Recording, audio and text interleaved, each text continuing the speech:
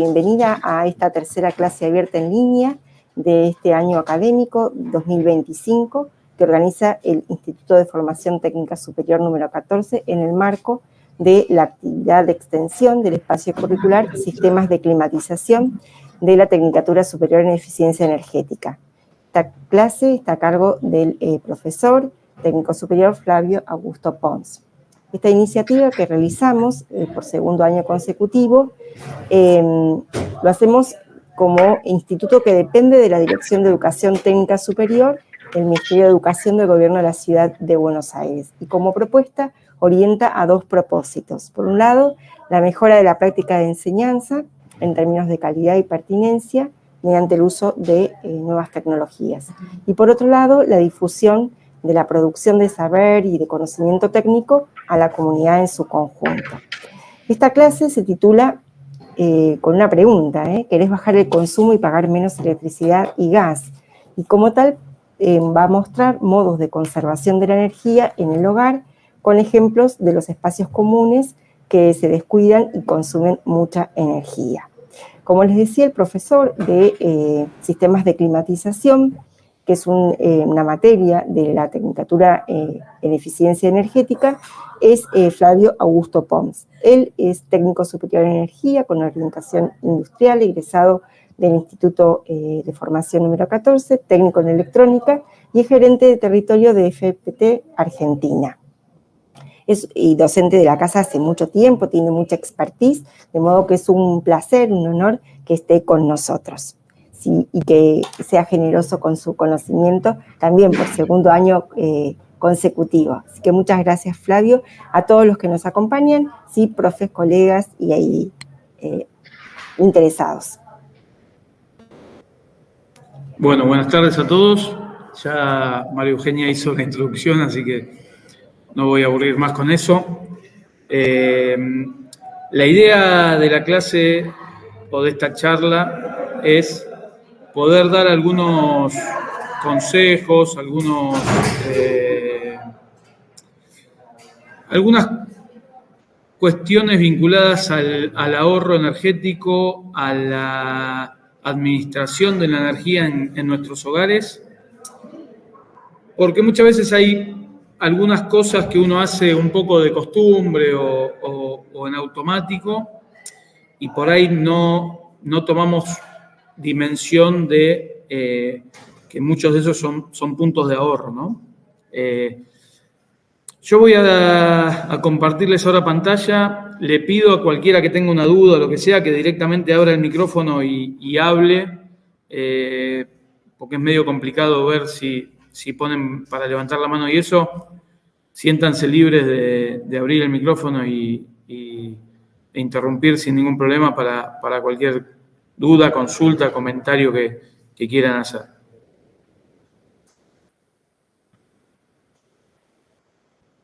Bien.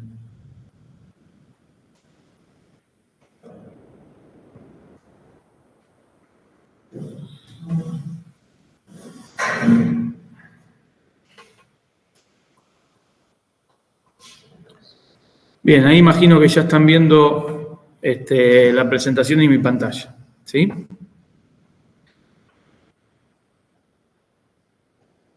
Estamos, algunos si me confirman, si ya están viendo mi pantalla, así arrancamos.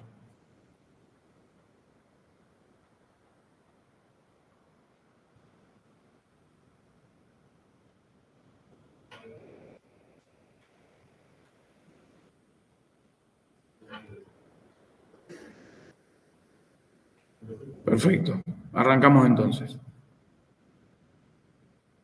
Muy bien. Bueno, como les comentábamos, la idea es charlar algunas cuestiones vinculadas a los ahorros de energía en el hogar. Bajen los celus, chicos, porque se escucha, retumba todo acá. Disculpen que justo estamos en el aula con los alumnos del sistema de climatización. Como les decía, la idea es dar algunos tips, algunas recomendaciones sobre el ahorro energético que podemos generar en nuestros hogares. Y por ahí algunas explicaciones técnicas de cosas que por ahí son muy, están en boca de todos, pero no siempre se entiende bien el por qué se puede ahorrar así o por qué no, ¿sí? Entonces, para arrancar con esto, lo interesante es preguntarnos ¿para qué usamos la energía en nuestros hogares? ¿Sí? O sea, ¿en qué consumimos energía en nuestros hogares?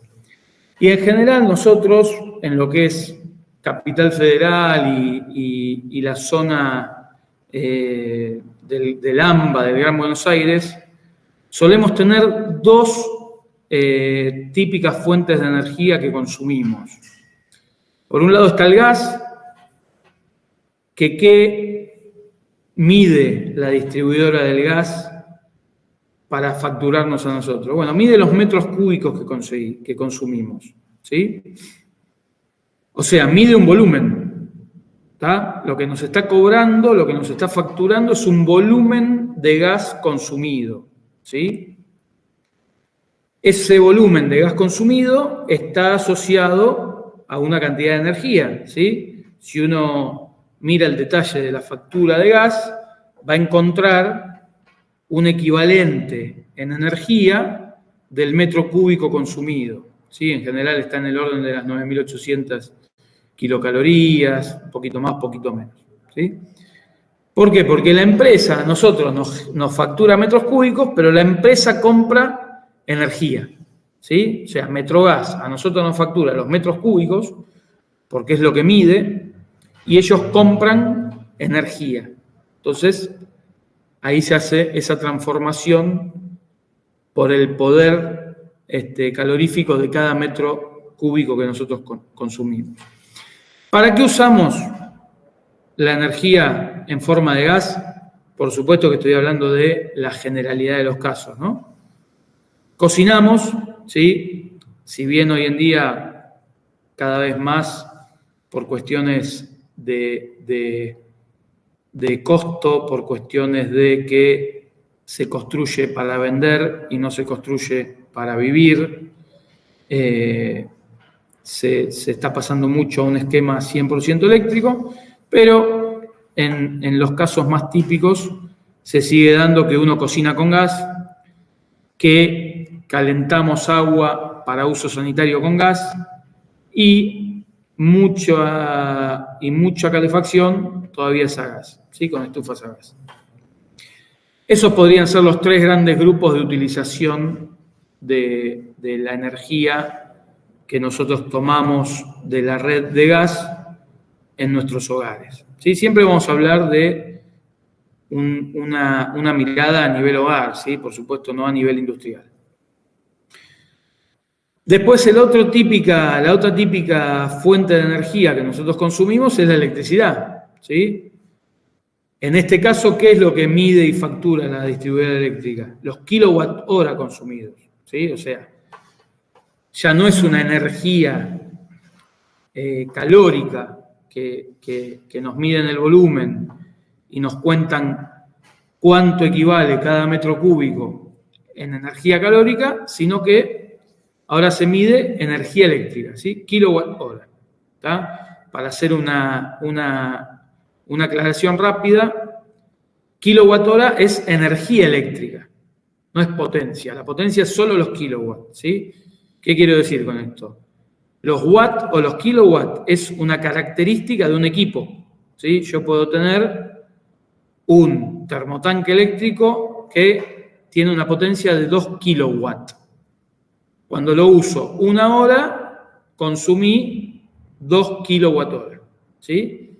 La potencia es una característica del artefacto eléctrico, la potencia, la energía es esa característica de potencia multiplicada por el tiempo de uso, ¿tá? Entonces ahí salen los kilowatt-hora. Yo puedo tener un artefacto, un artículo eléctrico de muchísima potencia, pero usarlo muy, muy poquito tiempo, con lo cual los kilowatt-hora que va a consumir son muy pocos, ¿sí? ¿Por qué? Porque los kilowatt-hora están asociados a el tiempo de uso, ¿sí? Bien. ¿Cuáles son los típicos usos que tengo para la energía eléctrica en un hogar? Bueno, también cocinamos, ¿sí? Porque uno puede utilizar un microondas, puede utilizar una cocina eléctrica, un horno eléctrico. Entonces, tenemos aplicaciones para cocinar en energía eléctrica. Agua caliente, lo mismo. Por ahí, como hablábamos antes, es una casa que está 100% alimentada a nivel eléctrico, entonces el agua caliente sanitaria se consigue con termotanques eléctricos, ¿sí? Climatización frío-calor, también cada vez más popular, ¿sí? Tener un equipo tipo split que sea frío-calor, que nos sirva en verano para refrigerar y en invierno para calefaccionar. La iluminación para trabajar, ¿sí? Hoy en día muchísima gente hace home office, con lo cual otro gran consumo o otro punto de consumo en nuestros hogares es el tema del trabajo, ¿sí? Porque por ahí uno tiene su oficina, su computadora, su impresora y demás en la casa. El ocio, ¿sí? Tanto para utilización de consolas de video, como se ve ahí, ¿sí? Bueno, estos son algunos de los usos de la electricidad en nuestra casa, ¿sí? Que es importante entenderlos y es importante también saber cuáles realmente nos van a poder significar algo a nivel de ahorro y cuáles por ahí no tiene tanto sentido enfocarnos, ¿sí? Yo siempre pongo este ejemplo, ¿no? Las compañías distribuidoras de energía eléctrica muchas veces hacen promociones de trae 5 lamparitas incandescentes que te regalamos 5 lamparitas LED, ¿sí? Y la realidad es que la iluminación en nuestros hogares es el porcentaje más chico de utilización, ¿sí? O sea, mejor sería que digan, trae tu caloventor chino y te regalamos un aire acondicionado frío-calor inverter, ¿sí? O sea, eso sería una buena política de ahorro energético. La verdad que cambiar 5 lamparitas incandescentes por 5 lamparitas LED mucho no hace al final de la ecuación. Pero bueno, hay muchas veces que son cuestiones más de marketing que de ahorro real, ¿no? Y ahí es donde nosotros tenemos que tratar de poner el foco en buscar y ver los lugares donde realmente hay posibilidades de ahorro, ¿sí? ¿Qué es importante también cuando uno está tratando de analizar o queriendo entender cómo consumimos la energía en nuestros hogares? Es importante entender los cuadros tarifarios, ¿sí? Entender el cuadro tarifario es fundamental. Yo ahora les voy a explicar muy, muy brevemente cómo funcionan los cuadros tarifarios actualmente. Viene habiendo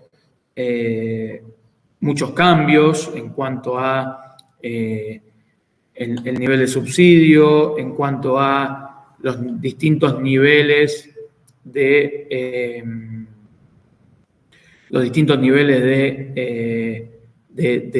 costos de la energía, ¿sí? Entonces, bueno, la idea es explicar un poco de qué se tratan, ¿no? Estos distintos niveles de energía. Entonces, veamos esto. En lo que es tarifas residenciales, vamos a tener dos grandes grupos, que son la R, que es residencial, o sea, es el típico, la típica tarifa 1 que puede pagar cualquiera de nosotros en su casa. R refiere a residencial. Y la G, que es referida a general. ¿Qué significa esto? Si yo vivo en un edificio de propiedad horizontal Yo en mi casa, en mi departamento, voy a tener una tarifa residencial y el servicio general del edificio que alimenta las bombas de agua para subir el agua a los tanques, que alimenta el ascensor, que alimenta las iluminaciones generales, si hay un portón eléctrico, etcétera, etcétera. Ese medidor va a ser una tarifa de lo que se dice general, ¿sí? ¿Cómo están divididas las tarifas? Bueno, fíjense acá, yo estoy ahí marcando con un punterito láser, ¿sí? Vamos a tener una división de tarifa 1 residencial de lo que es 1 a 6. ¿Y qué es lo que va a distinguir cada uno de los niveles de tarifa? Bueno, básicamente la energía que consumimos, ¿sí? ¿Se acuerdan de esto que yo les dije hace unos minutitos? La energía que consumo, ¿qué es? Los kilowatt-hora, ¿sí? Los kilowatt-hora son la energía que consumo. Entonces, ¿qué pasa? Para bajar los kilowatt-hora, ¿qué tengo que tratar de hacer? Bueno, tengo que tratar de ver cuál es la potencia que tienen mis equipos y disminuir las horas de uso de los equipos de mayor potencia, ¿sí? Entonces, para poner un ejemplo rápido, si yo quiero disminuir los kilowatt-hora consumidos, ¿es eficiente tener caloventores que consumen mucha energía y que por ahí yo lo tengo que tener encendido durante toda una noche para llegar a la temperatura de confort dentro de mi casa? Entonces tengo un caloventor de 1 kilowatt o de 2 kilowatts prendido durante 8 o 10 horas, ¿sí? Es un artefacto de mucha potencia y de un uso muy intensivo. ¿Qué significa que sea un uso muy intensivo? Que son muchas horas al mes, ¿sí? ¿Por qué? Porque vamos a poner el ejemplo este del caloventor para entender rápido esto. Tengo un caloventor de 2 kilowatts que lo prendo todas las noches durante 10 horas. ¿Por qué? Porque lo prendo a las 10 de la noche, que más o menos ya terminé de cenar y estoy por irme a dormir, y lo apago a las 7 u 8 de la mañana que me voy de mi casa. Lo tengo prendido 10 horas. El caloventor no se regula. ¿Va a full carga o está apagado? ¿Sí? Entonces, ¿qué tengo? 20 kilowatt-hora en una noche. ¿Cuántos kilowatt-hora tengo en un mes de 30 días? Tengo 600 kilowatt-hora. Fíjense, solamente el calefaccionarme con un caloventor, ¿qué va a hacer? Que yo venga a la tarifa 5, al R5. ¿Sí? O sea, mi caloventor me llevó a la tarifa R5. Fíjense la diferencia que hay de un cargo fijo en tarifa R5 y en tarifa R1. De 1.150 pesos me fui a 27.800 pesos. O sea, solamente en cargo fijo tengo más de 25.000 pesos de diferencia. ¿Sí? Y por otro lado, ¿qué pasa? Fíjense esto que dice acá. Después de los 350 kilowatts, me voy al cargo por kilowatt mayor. Entonces, un caloventor que me consume 600 kilowatts me va a hacer pagar 25.000 pesos más de cargo fijo que en tarifa 1. ¿Sí? Empecemos a sumar. 25.000 pesos más por cargo fijo. Y 600 por casi 120, estamos hablando de 72.000 pesos más. O sea que por usar un caloventor todos los días del mes, 10 horas, tengo prácticamente 100.000 pesos en la factura eléctrica. Todavía no usé la heladera, todavía no lavé la ropa, no prendí la computadora, no prendí ninguna lamparita en mi casa, no cargué el celular. Solamente tuve un caloventor de noche prendido para calefaccionarme, ¿sí? Durante el mes. ¿Está? Imagínense cuando Este caloventor, en lugar de estar prendido 10 horas, está prendido todo el día. Bueno, multipliquen por 2,5 la cuenta que hicimos recién, ¿sí? Entonces, ¿por qué es importante esto? Porque muchas veces uno dice, no, bueno, no pongo una estufa porque tengo que pedir que me hagan la instalación, etcétera, etcétera. Compro un caloventor y lo pongo ahí, total es más fácil, lo enchufo y listo. Bueno, ¿qué tenemos que tener en cuenta? Que esa bajísima inversión inicial nos genera un costo energético enorme, ¿sí? Enorme, ¿está? ¿Por qué? Porque son 3 meses de invierno, pensemos en 100.000 pesos solo por ese uso, en 3 meses 300.000 pesos, estamos pensando solo el uso de noche, ¿sí? Entonces, a mí me pasa muchas veces de gente que dice, che, ¿cómo puede ser? Me vinieron 200.000 pesos de luz y solo tengo un caloventor. Bueno, pero tenés lo peor que puede haber para el consumo de energía, ¿sí? Tenés el enemigo número 1 de la factura eléctrica, un caloventor, ¿sí? Entonces, es importante cuando nosotros tenemos que comprar un artefacto o entender qué va a pasar con ese artefacto, que hagamos en la cabeza esta cuenta. Che, ¿qué potencia es este bichito que estoy comprando para calefaccionarme? 2 kilowatts. ¿Y cuántas horas lo voy a usar? 10 horas por día. Bueno, es muchísimo, es un uso muy intensivo, ¿sí? Pensemos que por ahí una persona que vive sola ni el lavarropa usa 10 horas por día, ¿sí? Un lavarropa, un ciclo de lavado de un lavarropa, si es muy extenso, pueden ser 2 horas, ¿sí? Entonces, tenemos que identificar muy, muy bien la potencia y el uso. Entonces, ¿cuál sería la ley o la norma para esto? Si el equipo es de mayor potencia, el uso tiene que ser menos intensivo. O sea, a mayor potencia tienen que bajar las horas de uso por día. Y a menor potencia puedo subir las horas de uso. ¿Sí? ¿Está? Esa es la regla que tenemos que tener. Entonces ahí eso nos va a ayudar a pensar en si realmente me conviene hacer una compra, una inversión inicial el primer día mayor, pero privilegiar que el costo energético sea menor o no hacerlo, ¿sí? Pero por lo menos tengo que tratar de hacer ese ejercicio, ¿sí?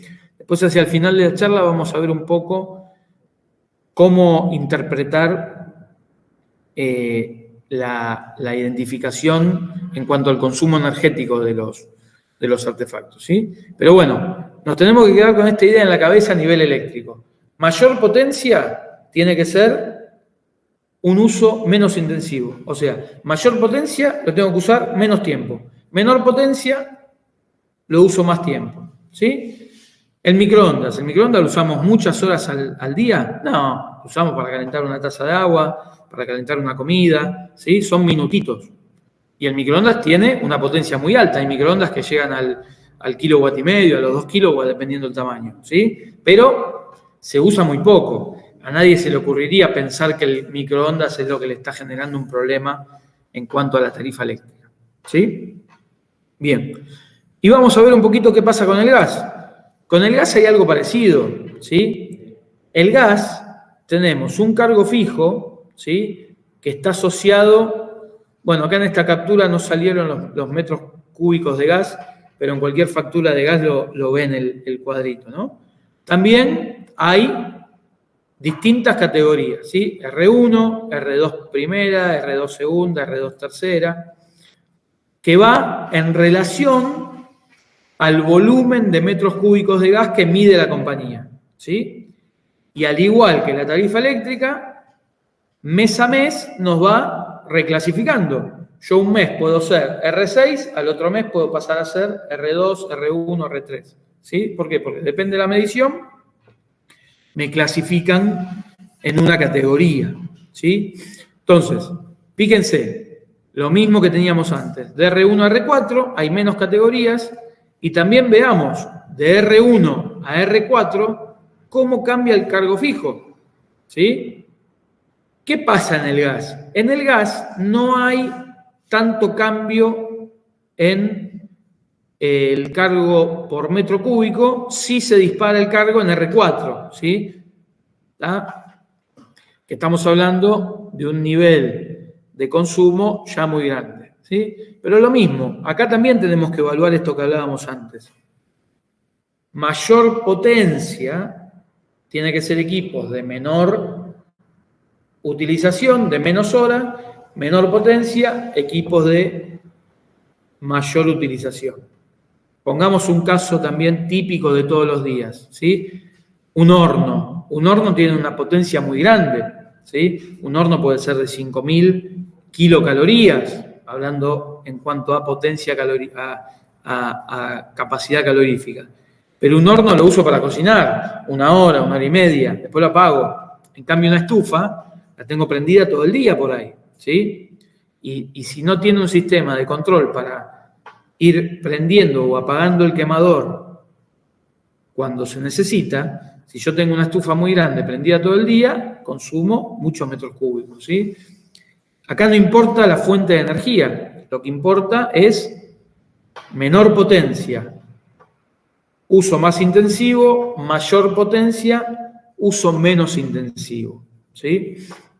Entonces, acá es importante que, primero, repartir los consumos, ¿sí? ¿Por qué repartir los consumos? Nos conviene a nosotros como usuarios. Si nosotros vivimos en una zona o estamos proyectando un proyecto en una zona donde tenemos las dos fuentes de energía disponibles, tanto electricidad como gas, ¿sí? ¿Por qué nos sirve repartir los consumos y no focalizar en uno? O sea, no focalizar en electricidad todo, que es una costumbre últimamente. Porque si yo reparto, bajo la potencia consumida en cada fuente de energía. Y si bajo la potencia que consumo en cada fuente de energía, bajo el cargo fijo, ¿sí? Entonces, bajando el cargo fijo, ya hice un ahorro muy grande.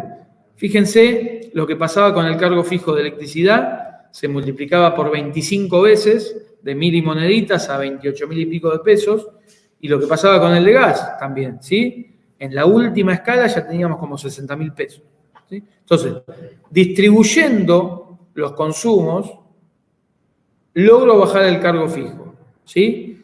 Y por otro lado, lo que les decía antes, tengo que disminuir el uso intensivo de los equipos de alta potencia. ¿Ah? Ahora, todo muy lindo hasta acá, ¿sí? O sea, está buenísimo poder lograr esto.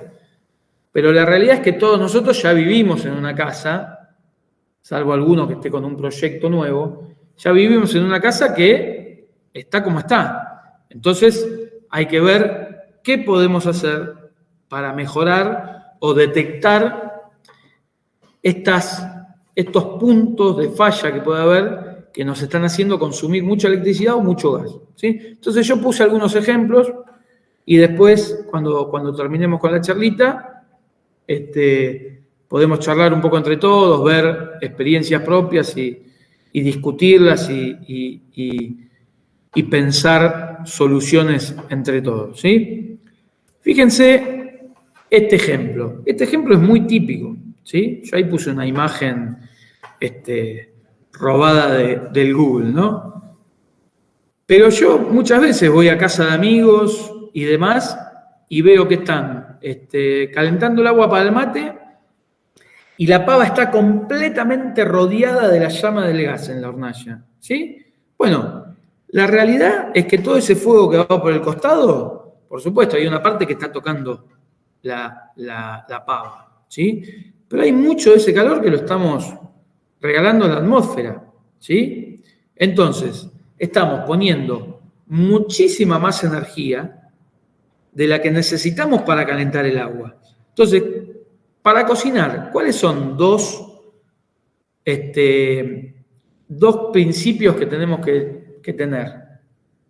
Primero, utilizar la hornalla adecuada al tamaño del utensilio que estoy utilizando para cocinar, ¿sí? No puedo poner una pava chiquitita en donde estoy hirviendo 2 huevos en la hornalla más grande y prender un quemador de 5.000 kilocalorías para cocinar 2 huevos, ¿sí? ¿Por qué? Porque estoy perdiendo energía, ¿sí? Porque por más que yo baje la llama, la hornalla está preparada para quemar 5.000 kilocalorías, con lo cual tiene un consumo mínimo que va a ser más alto que cualquier otra hornalla, ¿sí? Por más que yo la llama la vea chiquita, ¿sí? Por más que diga, no, bueno, uso la más grande, pero la pongo al mínimo. No, las cosas tienen que estar usadas al máximo posible, porque es donde están desarrolladas y donde están pensadas que funcione, ¿sí? Nadie diseña una hornalla de 5.000 calorías para usarla a 1.000, ¿sí? Se diseña para usarla lo más cerca del máximo posible.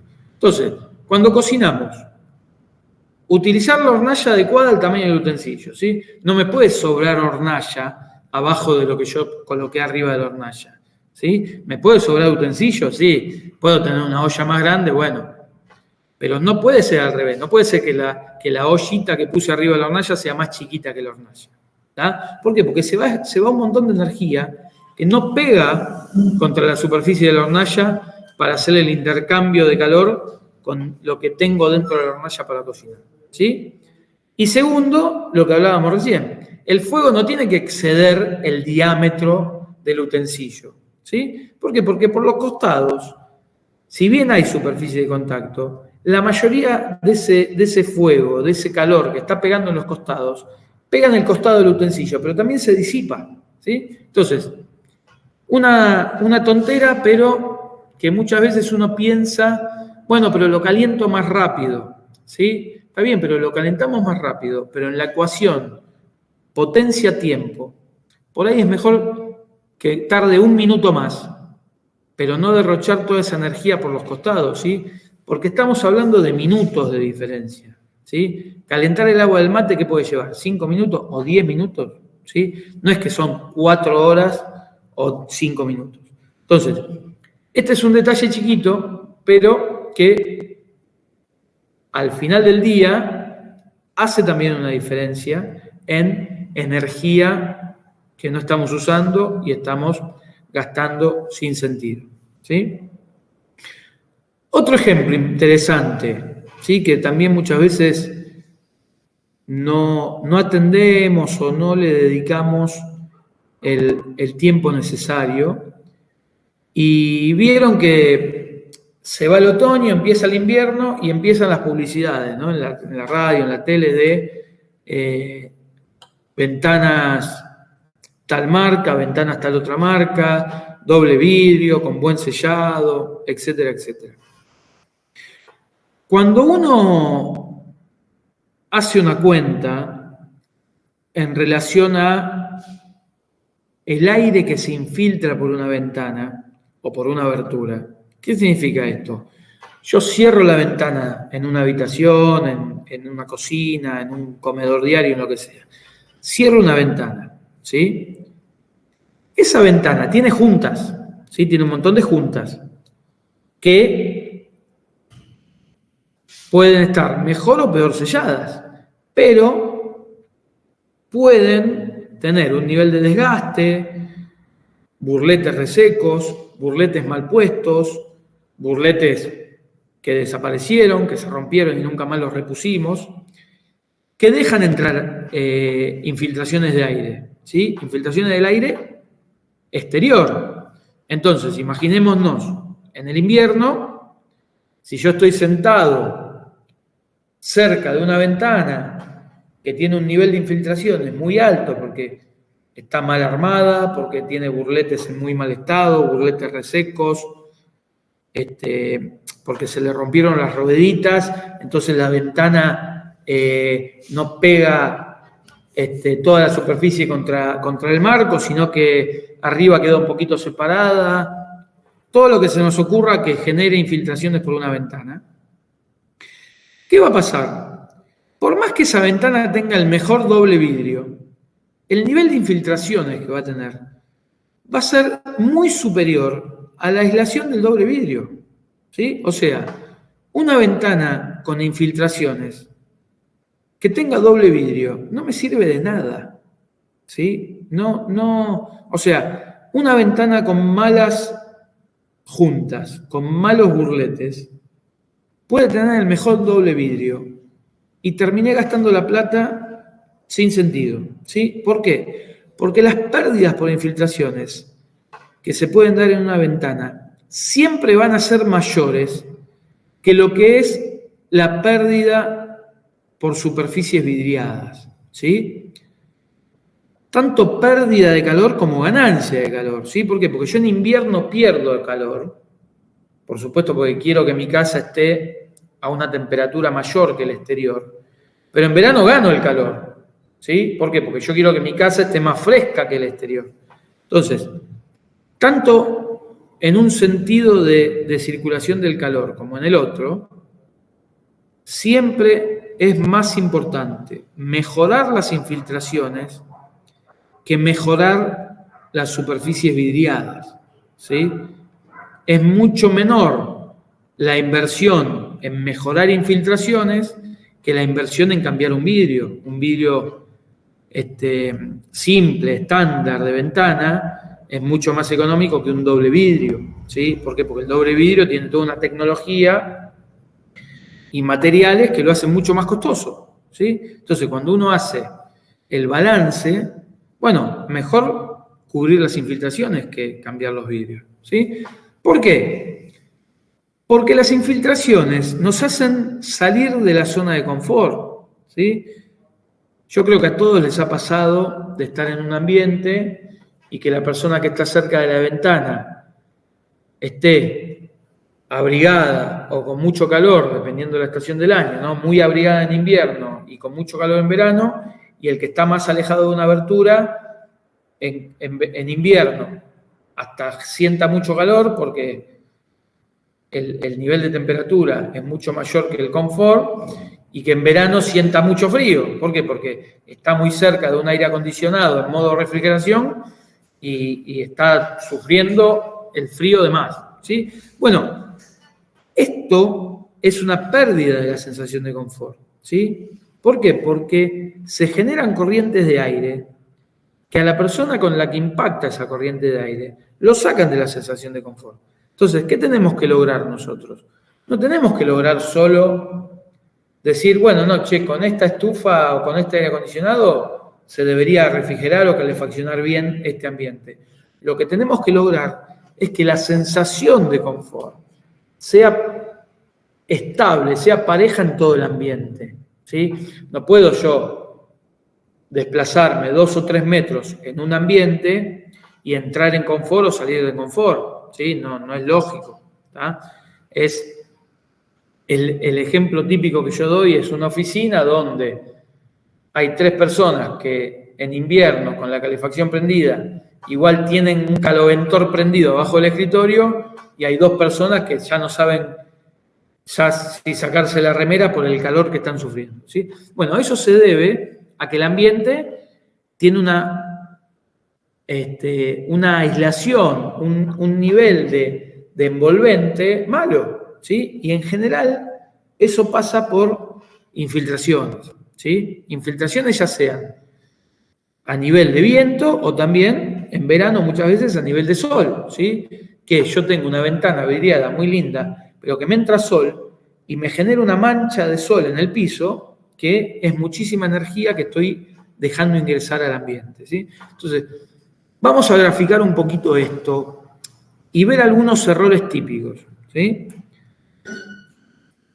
Uno de los primeros ejemplos que creo que a la mayoría de nosotros nos puede pasar en alguna abertura de nuestra casa, ¿sí?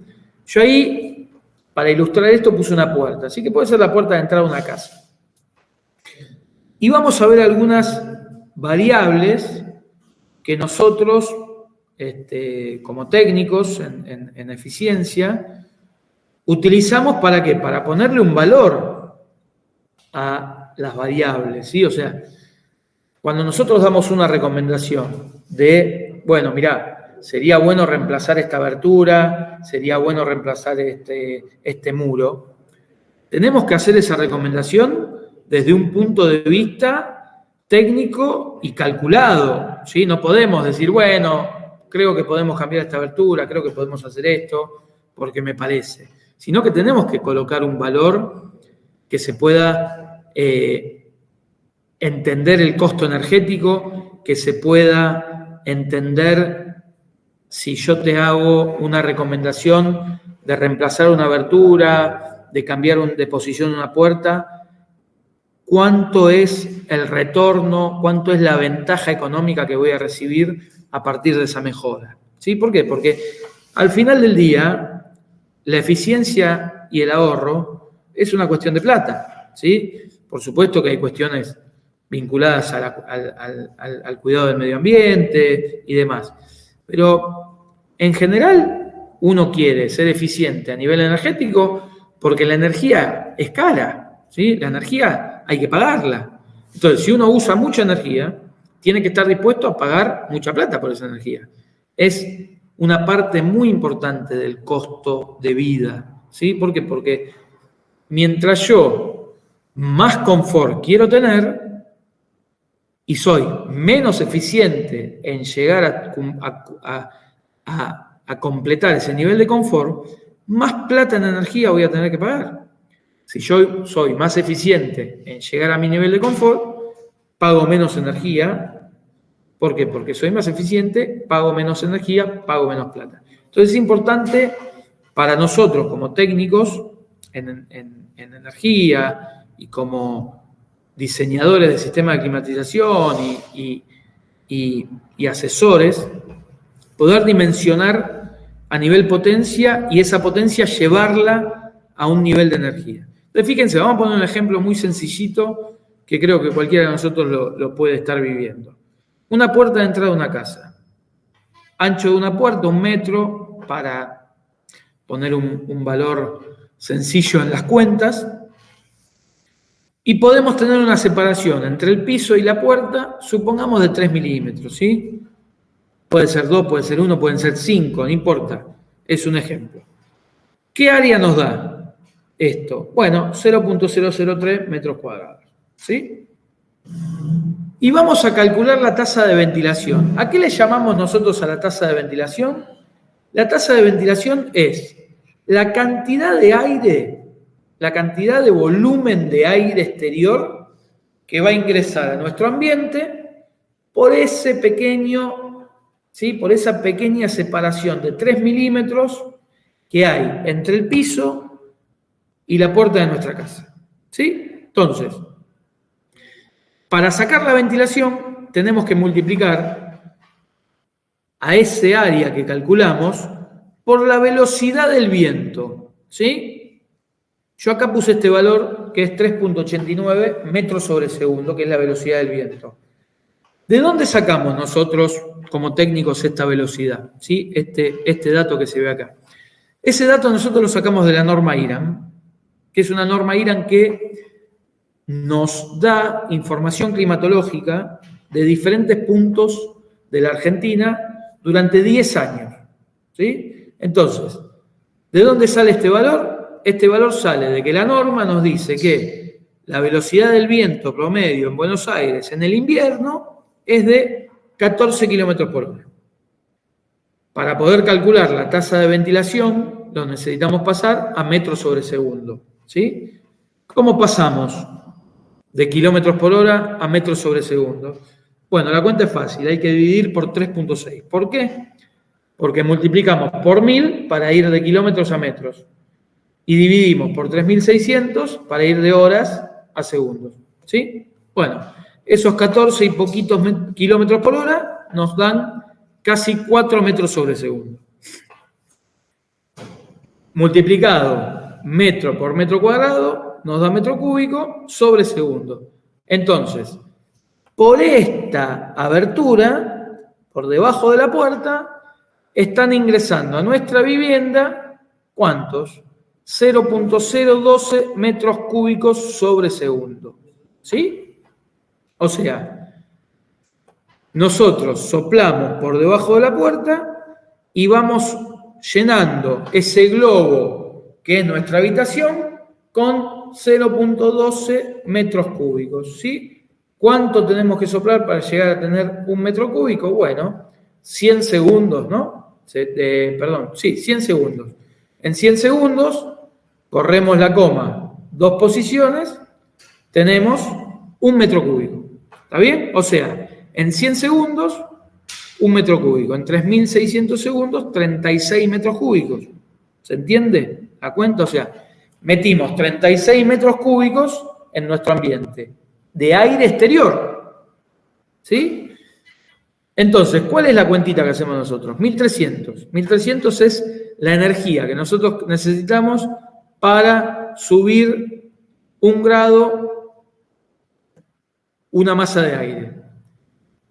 ¿Por quién la multiplicamos? Por la masa de aire que metemos por segundo. ¿Y a qué temperatura está esa masa de aire respecto a la temperatura interior? Vamos a suponer un día de invierno bastante tranquilo, que tenemos una noche de 14 grados y nosotros queremos que adentro de nuestra casa haya 24 grados. Bueno, la diferencia son 10 grados. Estamos hablando de una noche de invierno tranquila, ¿no? Por ejemplo, hoy amanecimos con 8 grados, si no me acuerdo mal. ¿Está? Entonces, estamos pensando en una noche de invierno de 14 grados, muy benévola, ¿sí?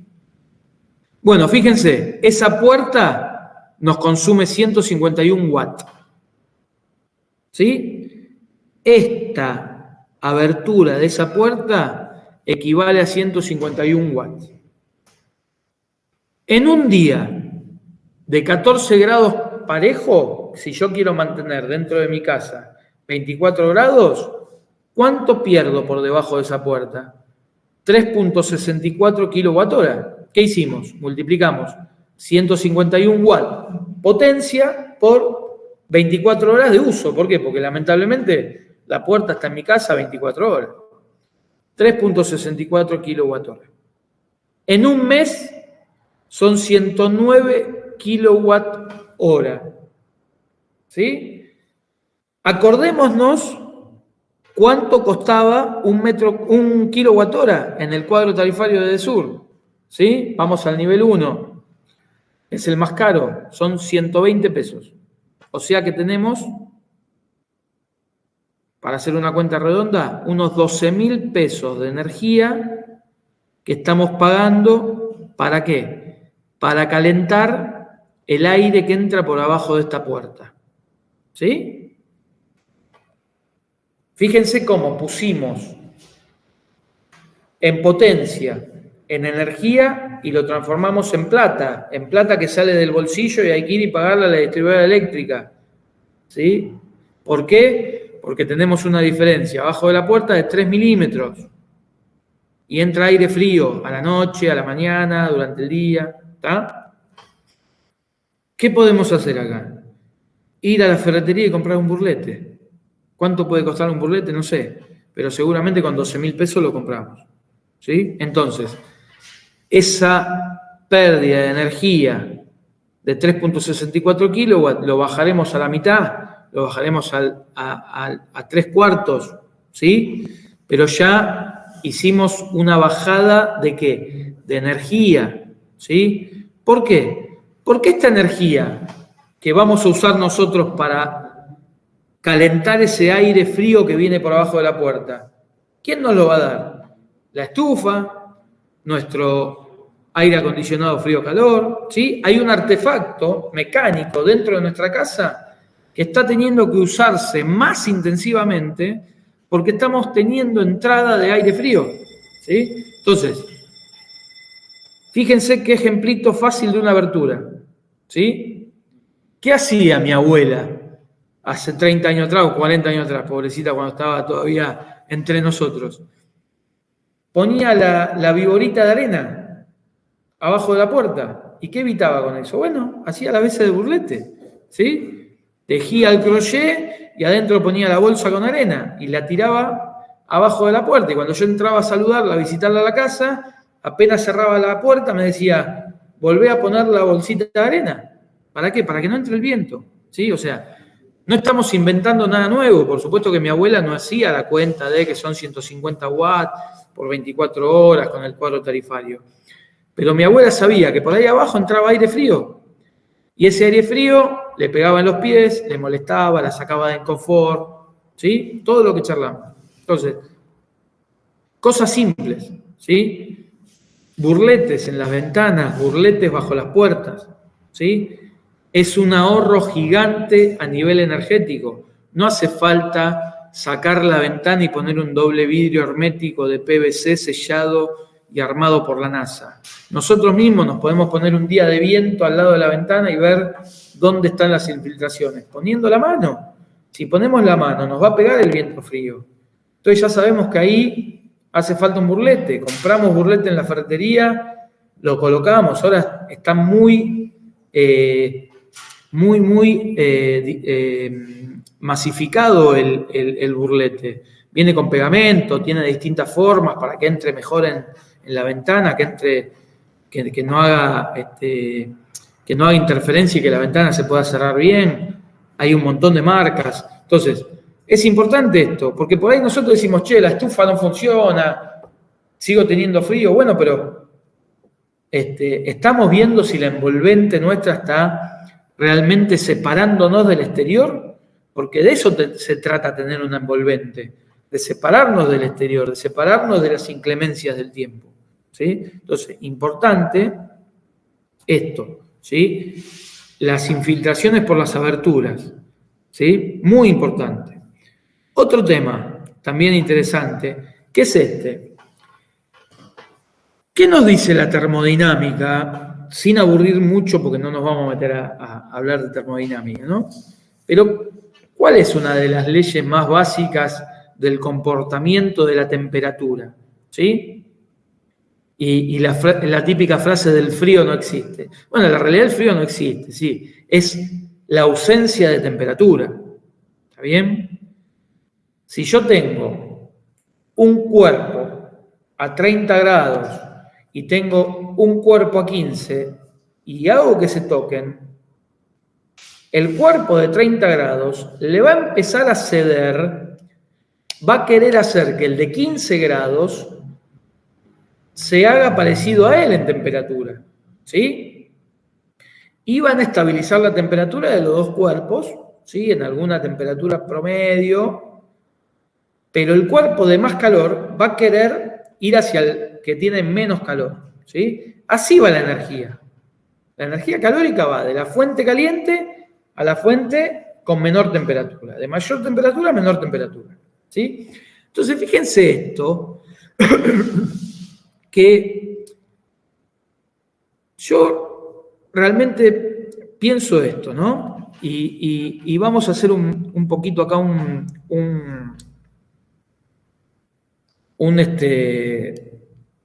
una descripción de esta habitación, ¿no? Pensemos esto. Nosotros dijimos que el calor va de la fuente de mayor temperatura a la de menor temperatura. Entonces, tenemos la estufa aquí, abajo de la ventana. Esta es una pared exterior, ¿sí? Con lo cual, del otro lado de esa pared está la temperatura exterior. Pensemos un día de invierno, 15, 10 o menos temperatura, ¿sí?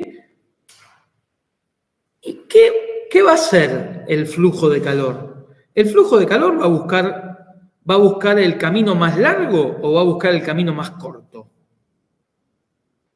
Pensemos en un cortocircuito eléctrico, ¿sí? El cortocircuito eléctrico, ¿por qué se da? Porque la corriente eléctrica encuentra un camino más fácil para dar la vuelta y volver a la fuente. Entonces, ¿qué va a hacer el calor? Va a buscar el camino más fácil. ¿Cuál es el camino más fácil del calor para ir hacia el frío? Y que el calor salga de la estufa, caliente esta pared, caliente la ventana, caliente todo esto y quiera irse para afuera, ¿sí? Entonces, está muy linda esta circulación de calor y demás, ¿sí? Pero ¿qué pasa con esta estufa? Estoy perdiendo muchísima eficiencia de esa estufa en la pared que da al exterior, ¿sí? Estoy perdiendo muchísima eficiencia en la pared que da al exterior. ¿Por qué? Porque la pared que da al exterior no me va a ser de masa acumuladora. La pared que da al exterior, toda la temperatura que yo le pongo de este lado, se la va a llevar para afuera, ¿sí? Entonces, ¿qué sería mejor hacer con esto? Lo que sería mejor acá es que esta pared le podamos hacer alguna aislación térmica, ¿sí?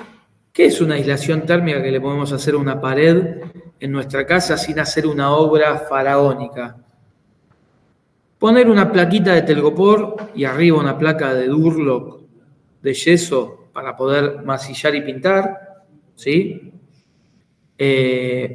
Algo bastante sencillo, sin mucho gasto. En esa ventana, lo que hablamos antes, poner burletes, ¿sí?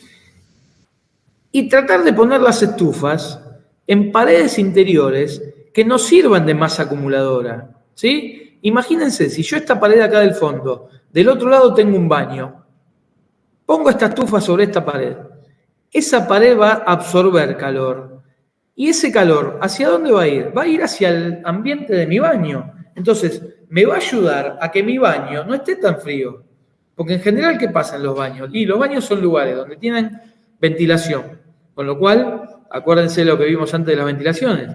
Todo el tiempo está ingresando frío del exterior. ¿Sí? Son ambientes fríos por naturaleza. Entonces, utilicemos un poquito de la energía de esta estufa para que ese baño no sea un témpano cuando entramos, que tenga una temperatura más agradable, ¿sí? ¿Por qué? Porque en la pared que da al exterior no tengo masa acumuladora, no acumulo nada, se va toda la energía para afuera. ¿Y qué está haciendo esta estufa?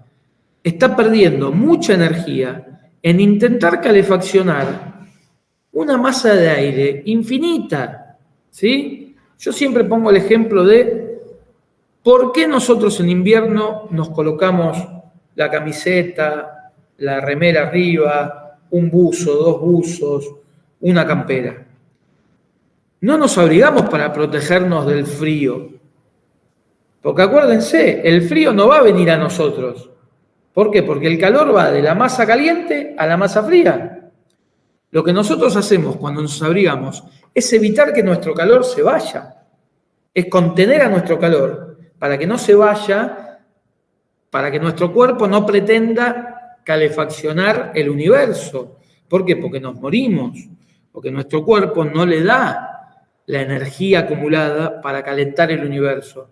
Entonces, los 36 grados, 37 grados que nosotros necesitamos para que nuestra vida se desarrolle con naturalidad, si en invierno yo salgo a la calle y me saco la ropa y quedo desnudo, ¿qué va a pasar con nuestro cuerpo?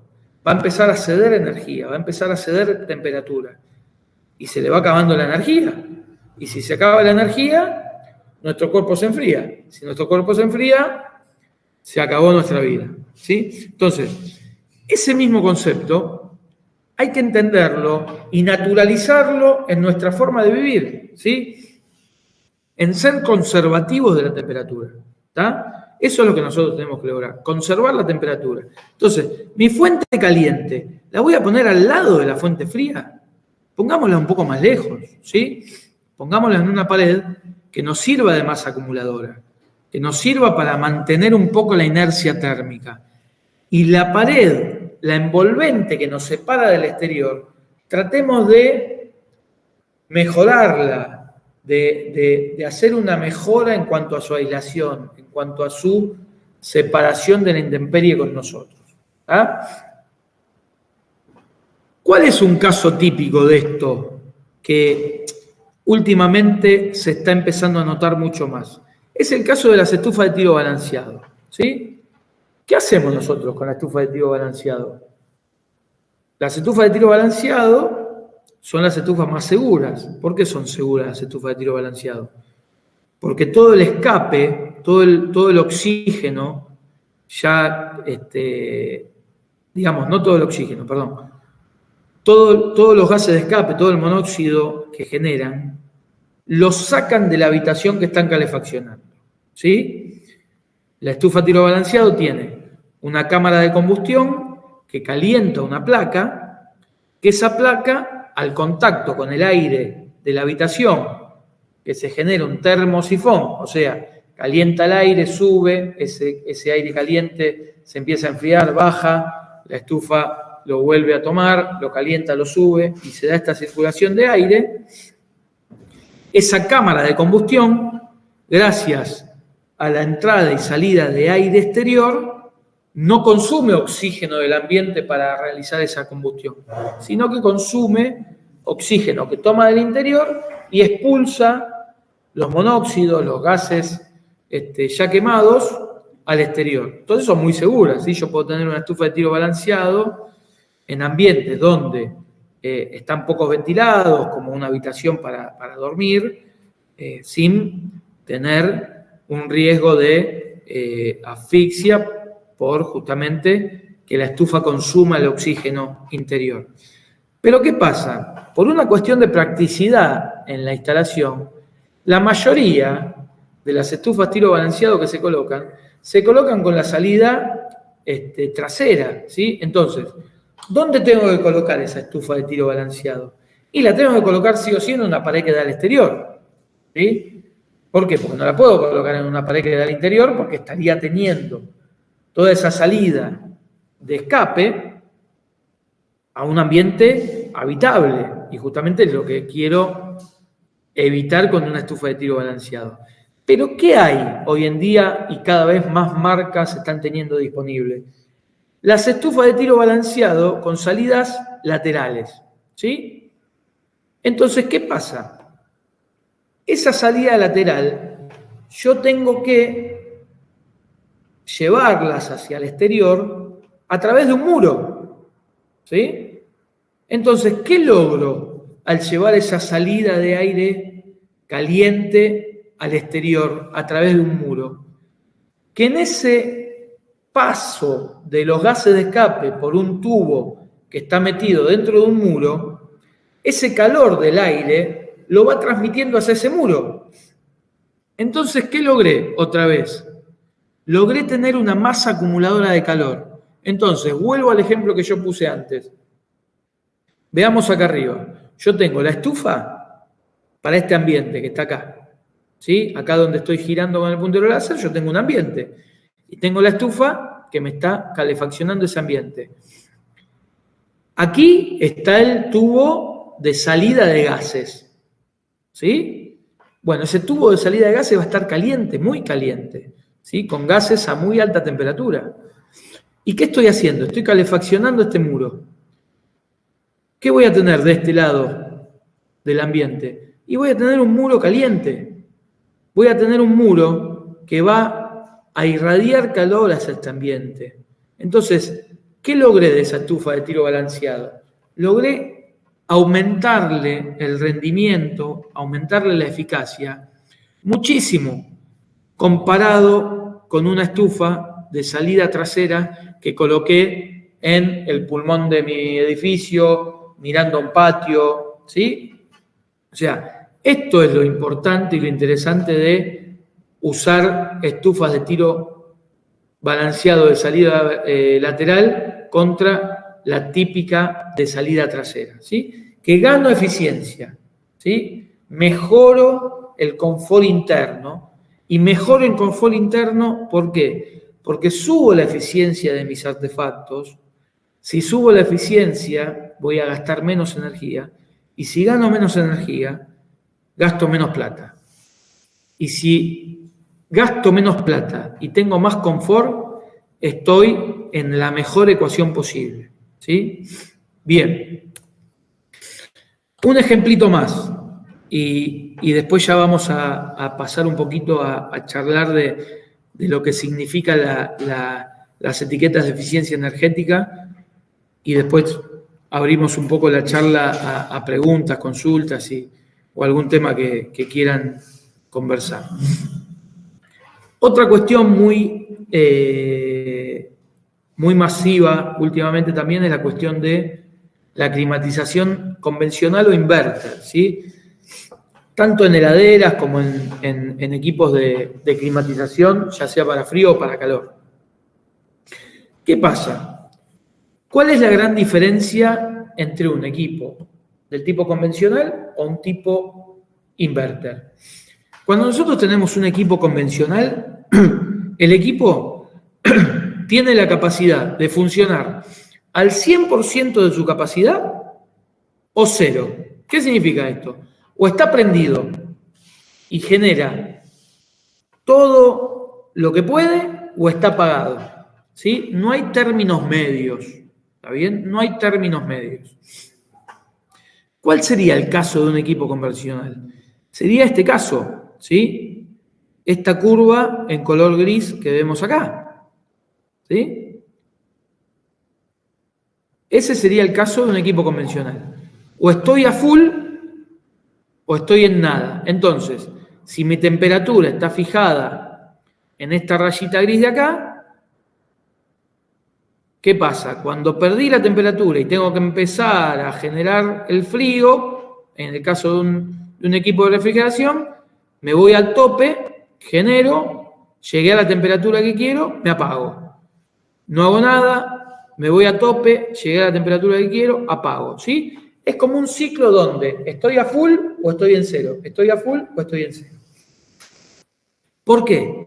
Porque en ese motor que mueve a ese equipo de refrigeración o calefacción no tiene capacidad de regular su porcentaje de uso. Cuando yo voy a un equipo inverter, el equipo inverter tiene la capacidad de regular el porcentaje al que está funcionando. Básicamente, ¿cómo hace esto? Bueno, lo hace modificando la velocidad de funcionamiento del compresor, ¿sí? Lo hace funcionar más rápido o más lento, para no hacer una explicación gigante de cómo funciona el inverter, ¿sí? Entonces, tiene esa capacidad, ¿está bien? Yo siempre pongo este ejemplo. Yo puedo correr 1 kilómetro haciendo los primeros 100 metros al full de mi velocidad, después caminar. Los terceros 100 metros a full de mi velocidad, caminar. Entonces, intercalar 100 metros a full velocidad, 100 metros caminando. 100 metros a full velocidad, 100 metros caminando. O puedo hacer ese kilómetro trotando a una velocidad media. ¿Qué va a pasar cuando yo termine ese kilómetro? Lo más probable es que el que hizo el kilómetro corriendo a full 100 metros y caminando 100 metros, corriendo a full 100 metros y caminando 100 metros, haya hecho un gasto energético mayor que el que corrió los 100 metros a una velocidad media, ¿sí? Bueno, eso es lo que pasa con un inverter y un equipo convencional. El equipo convencional o va a full velocidad o camina. El equipo inverter trota, ¿sí? ¿Cuál es el trabajo al final del día? El mismo. Los dos corrieron 1 kilómetro. Los dos corrieron el kilómetro en el mismo tiempo. La diferencia es que uno consumió mucho menos energía que el otro, ¿sí? Bien. ¿Cómo es esto? ¿Sí? Usando un término matemático. ¿Cuál sería la potencia? Bueno, sería el área, ¿sí? La integral debajo de esta curvita, ¿sí? Entonces, fíjense, esta área más este área es mucho mayor que esta área de acá, ¿sí? ¿Está bien? ¿Se entiende? Entonces, la energía que va a consumir un equipo convencional es mucho mayor que un inverter, ¿sí? Entonces, vuelvo a lo mismo que hablaba al principio con el tema del caloventor. Voy a comprar un aire acondicionado frío-calor. El convencional cuesta tanto, el inverter cuesta tanto. Bueno, esa diferencia, el día que yo lo adquiero, me va a hacer la diferencia en la boleta de luz que le voy a pagar a la distribuidora eléctrica, ¿sí? Entonces, importante ver esto, ¿sí? Bien, ¿y cómo podemos ver esto?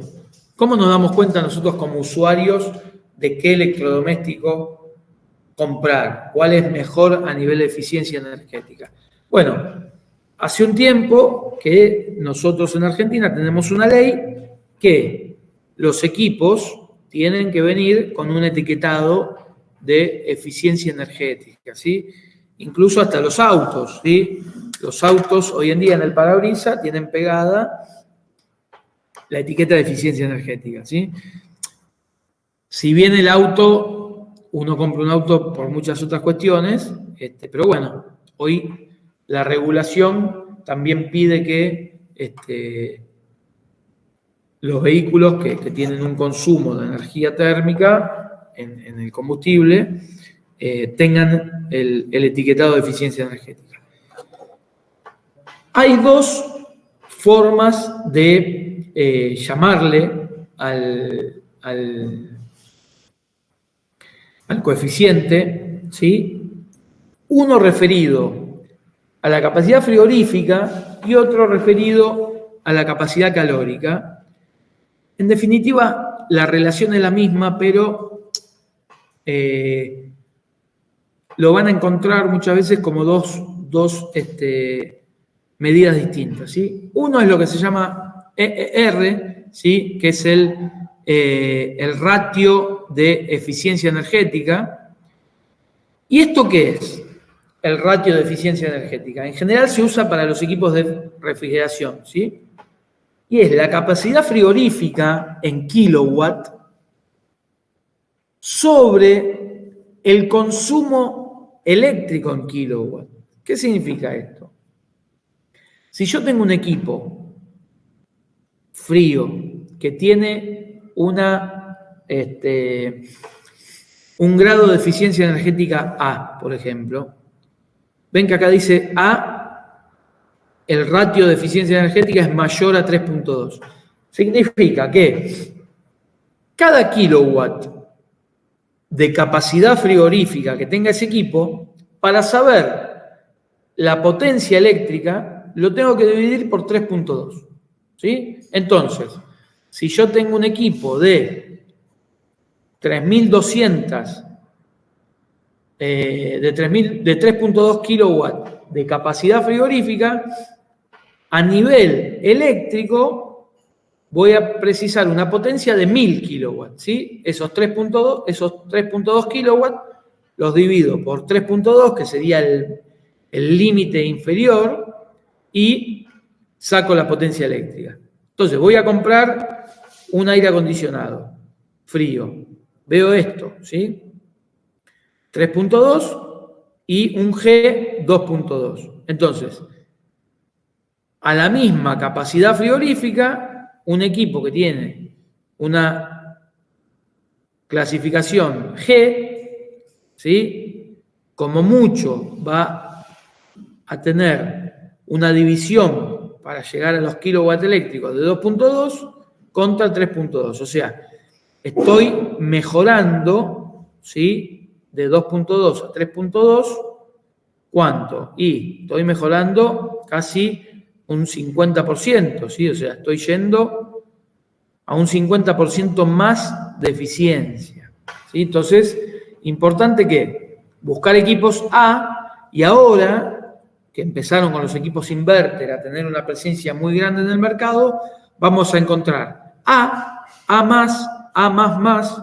¿Por qué? Porque son equipos que tienen todavía una relación entre capacidad frigorífica, o sea, el nivel de servicio que nos van a dar a nosotros y la potencia eléctrica que necesitan para funcionar, mucho mejor, mucho más favorable para nosotros. El equivalente para la potencia calorífica, para la capacidad calorífica, es el COP, ¿sí? Que es el coeficiente de performance, ¿sí? Y fíjense, lo mismo, tenemos de A a G. En A tenemos 3.6, o sea, por cada kilocaloría, por cada watt, por cada kilowatt que ese artefacto nos dé como servicio, cuánto consume de potencia de la red de gas, ¿sí? ¿Está? Y lo mismo, a medida que subo en esta clasificación, para nosotros, a nivel de consumo energético, es más favorable. Entonces, es importante evaluar la diferencia que hay entre un D y un A, entre un E y un A, ¿sí? O sea, nosotros cuando vamos a comprar el artefacto el primer día, es importante que veamos esto, ¿sí? ¿Por qué? Porque después tenemos que pagarlo. Y a nosotros, ¿cuándo nos dan cuotas? ¿Nos dan cuotas y facilidades de pago para comprar un bien o nos dan cuotas y facilidades de pago para pagar la luz y el gas? Para pagar la luz y el gas no nos dan cuotas, no nos dan facilidades. O si lo tenemos que hacer financiándolo, vamos a pagar intereses. Pero en cambio, las marcas que necesitan vender su producto favorecen que nosotros podamos adquirir esos productos con cuotas, ¿sí? Entonces, es muy importante ver esto, ¿sí? Que por ahí la diferencia de cuotas entre comprar algo de clasificación D y comprar algo de clasificación A, la pagamos con el primer invierno o con el primer verano en la diferencia que pagaríamos en la factura eléctrica, ¿sí? Entonces, importante esto. Y sobre todo, en lo que hablábamos al principio, ¿sí? Los artefactos de uso intensivo, o sea, esos artefactos que yo voy a usar muchas horas al día, eso se traduce en muchas horas al mes, y eso se traduce en muchos kilowatt hora, y los kilowatt hora lamentablemente se traducen en plata, en dinero. Es muy importante que evaluemos el grado de clasificación energética que tiene, ¿sí? Bien, la idea es llegar hasta acá. Por supuesto que siempre hay espacio para hablar muchísimo de las cuestiones de consumo y de ahorro, pero bueno, la idea era tener un pantallazo de cuestiones a mirar en nuestras casas, que muchas veces el apuro, el día a día, el decir, bueno, me voy arreglando con esto, después lo trato de mejorar, esa mejora por ahí tarda años, nunca la hacemos, y nos genera una sangría a nivel de costos energéticos que muchas veces nos terminan sorprendiendo, ¿no? Esto que yo le decía, mucha gente conocida mía que me dice, che, Flavio, ¿cómo puede ser que me vino 200.000 pesos, 300.000 pesos de factura eléctrica si el mes pasado gasté 10.000? Bueno, pero prendiste el caloventor. Prendiste el caloventor y fue como que hubiese dejado abierta la canilla y se va la plata, ¿sí? Así que bueno, nada, los invito ahora si quieren que charlemos un poquito, dudas, consultas sobre el material que presentamos. La idea no era hacerlo súper técnico, sino que pueda ser fácil y rápido para entender.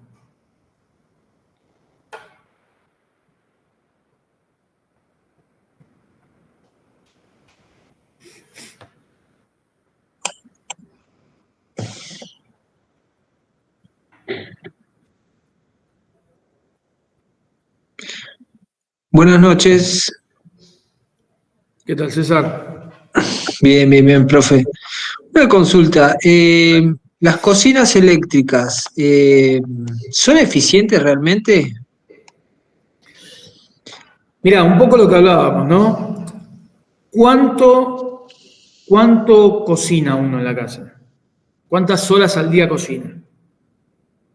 O sea, uno no cocina 24 horas, ¿sí? Entonces, nunca la cocción va a ser problemática, ¿sí? Ahora, ¿qué pasa? La realidad es que últimamente, por esto que hablábamos, ¿no? De que se construye mucho para vender y se construye poco para vivir. ¿A qué voy con esto? ¿No? Cada vez se hacen departamentos más chiquitos, porque la idea es venderlos, es alquilarlos y uno no vivir ahí. Entonces, ante el costo de hacer una instalación de gas, permisos, etcétera, etcétera, se hace todo eléctrico. ¿Por qué? Porque es más fácil, ¿sí? Es mucho más económico transportar energía eléctrica que transportar gas. Entonces se usa mucha cocción eléctrica. ¿Cuál es la diferencia en la cocción eléctrica? Vos tenés cocinas tradicionales que entregan calor con resistencias, ¿sí? Y tenés cocinas eléctricas que entregan el calor por una inducción, ¿sí? La realidad, ¿cuál es? Las cocinas de tipo inducción son más económicas en cuanto al gasto energético que las cocinas que tienen resistencia, ¿sí? También son más caras. Entonces, ahí es un poco esta ecuación que yo decía. Bueno, me conviene hacer una inversión inicial mayor, pero que el costo energético sea menor. ¿Para qué voy a usar yo la cocción eléctrica? No, mirá, caliento comida y nada más, porque no cocino, porque vivo solo. Entonces yo a mi casa tarde, me caliento lo que hay y listo. Y yo no sé si recomendarte comprarte una cocina eléctrica súper eficiente, ¿sí?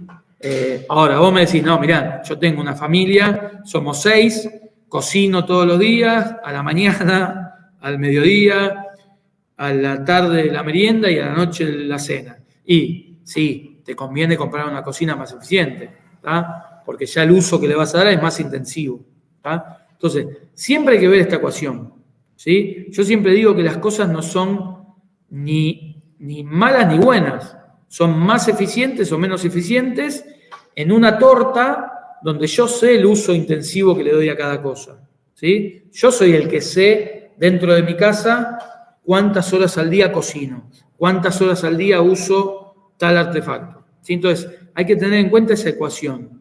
Y un poco lo que decía recién al final, las casas que venden electrodomésticos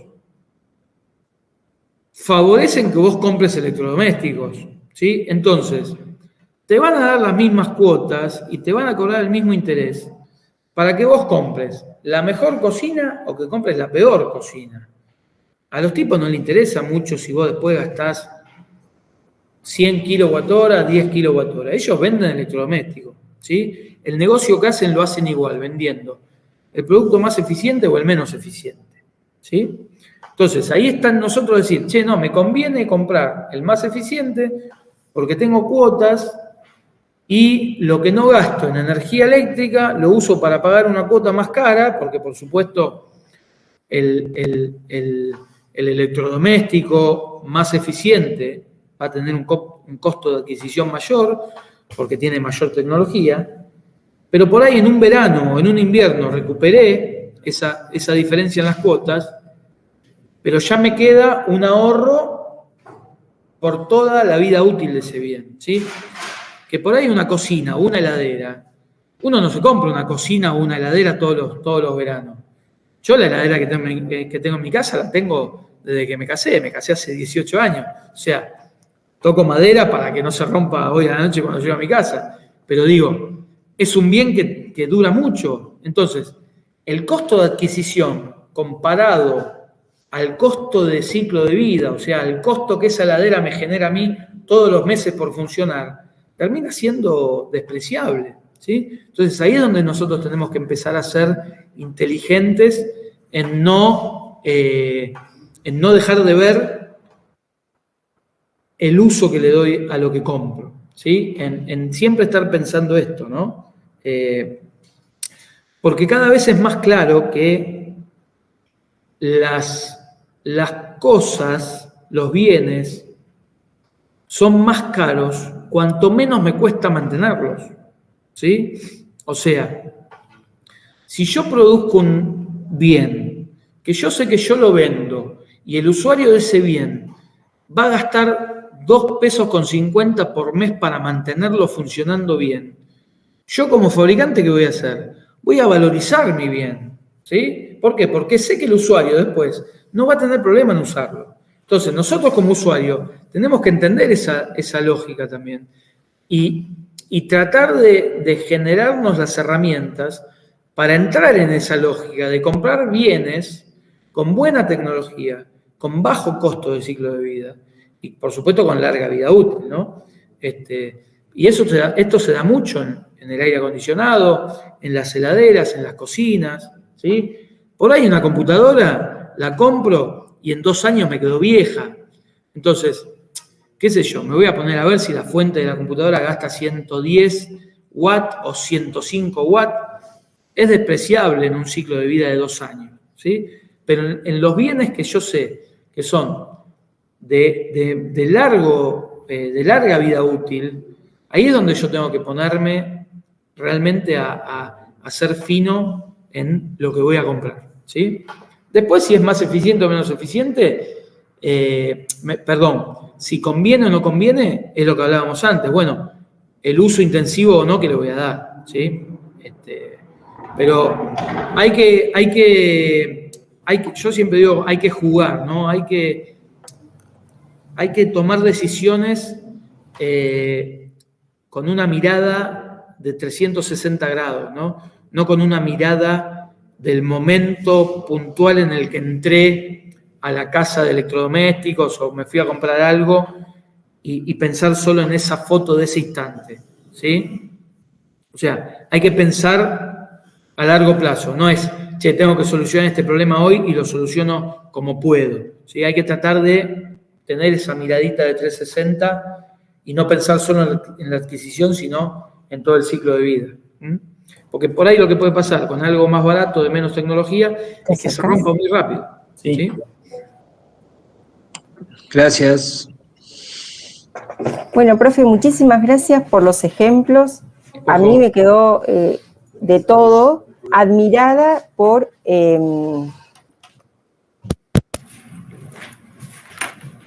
cómo conservas tu heladera. No, digo, esto es importante porque... Es un chacarrillo. No, ya sé, pero digo, podemos hablar mucho de esto, muchísimo, pero hay muchas veces que es esto que yo te digo, todos pasamos por al lado de una ventana en casa que cuando pasamos entra frío. Bueno, tomémonos 2 minutos de ir a la ferretería a comprar 3 burletes y ponérselos, porque es un montón de plata. O sea, sí. Y esto que digo, ¿no? El tiempo es plata, pero el tiempo que nosotros nos tomamos en mejorar estas cosas no es tiempo perdido, no es plata perdida, es plata que ganamos en la próxima factura de luz, en la próxima factura de gas, ¿no? No, súper interesante, Flavio, porque es, bueno, tomar conciencia de cómo podemos contribuir también al bien, digamos, en la comunidad, en el hogar. Por supuesto, por supuesto. En nuestro hogar, en también los espacios laborales, pero un sentido más amplio, ¿no? Digo, el ambiente, el mundo, la casa, como casa, ¿no? Digo, ser conscientes de lo que hacemos y cómo podemos contribuir a una mejora para todos. Así que sumamente claro, también con cuestiones más técnicas, pero también para comprender los procesos de consumo o de cómo poder conservar. Así que muchas gracias. Aquí va a dar unas palabras Marcelo, que es nuestro rector, y damos por finalizada, si no hubiera algún comentario o pregunta, la clase. Gracias, María Eugenia. Bueno, simplemente agradecer al profe Flavio Pons, que siempre colabora con estas actividades y nos trae la mirada, digamos, bajada a tierra, por decirlo de alguna manera, de esta problemática, y de alguna forma nos ayuda a clarificar conceptos que, si bien son técnicos, nos llegan muy fácilmente a los que no conocemos tan en detalle estos aspectos. Así que gracias también desde ese lugar. Aprovecho para pasar la propaganda de que el profe es graduado de este instituto, así que promuevan que vengan a estudiar acá, porque en el mejor de los casos terminan como el profe, digamos, con esa formación. Por supuesto. Felicitaciones por eso. Bueno, gracias también a los que escucharon, porque tuvieron la dedicación de haber elegido la charla. Esperamos que les haya sido provechosa y bueno, los esperamos en otro encuentro. El viernes tenemos otro encuentro virtual a cargo de otro de los profes del instituto, así que los esperamos para que puedan escucharlo. Muchas gracias. Bueno, muchas gracias a todos. Bueno, gracias, también agradezco yo que se hayan conectado y bueno, nada, estamos acá en el instituto, así que cualquier consulta se pueden venir, charlamos, nos encuentran acá firmes. Gracias, que esté muy bien. Excelente. Bueno, muchas gracias, también a Sebastián Barani, que está haciendo la grabación, que este material va a estar subido al canal de YouTube del Instituto, y también nos ayuda Pablo Luciano Bernamur en la edición. Así que gracias a ambos y a los que nos han acompañado aquí presencialmente. Un placer y nos estamos encontrando entonces, quien pueda, quiera, el día viernes. Gracias. Buenas noches a todos. Buenas noches.